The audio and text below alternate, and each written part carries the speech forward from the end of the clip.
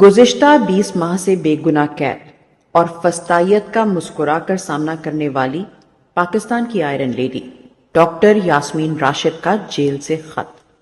Form 47 کی پنجاب حکومت نے سینیٹر اعجاز چودھری کے پروڈکشن آرڈرز کی خلاف ورزی کرتے ہوئے یہ واضح کر دیا ہے کہ ان کی نظر میں آئین پاکستان کی کوئی عزت، کوئی احترام نہیں ہے۔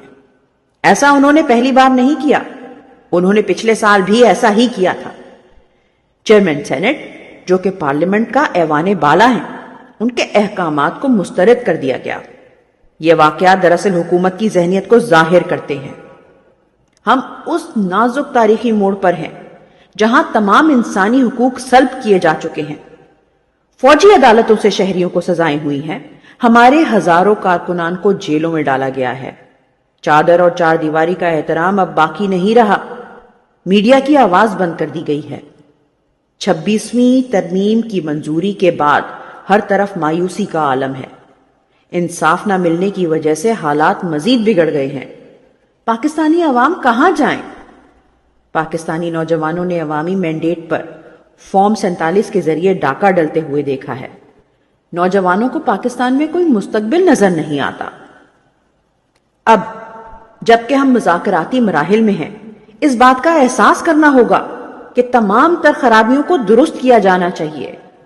ہمیں یہ کبھی نہیں بھولنا چاہیے، جو بویا جاتا ہے وہی کاٹا جاتا ہے۔ 9 مئی 2023 اور 26 نومبر 2024 کے لیے عدالتی کمیشن کی تشکیل حقائق کو سامنے لانے کے لیے انتہائی ضروری ہے۔ میں اپنے ساتھیوں اور ہمارے چیئرمین کے ساتھ گزشتہ 20 ماہ سے جیل میں بند ہوں۔ ہمیں ضمانت نہ دینا انسانی حقوق کی صریحاً خلاف ورزی ہے۔ ہم سب جوڈیشل کمیشن کا سامنا کرنے کو تیار ہیں۔ ہم چاہتے ہیں کہ پاکستانی عوام حقیقت جانے۔ حکومت کیوں ہچکچاہٹ اور خوف کا شکار ہے؟ سچ کو سب کے سامنے آنے دیں تاکہ پاکستان بہتری کی جانب گامزن ہو۔ پاکستان زندہ باد۔ یاسمین راشد، 15 جنوری 2025۔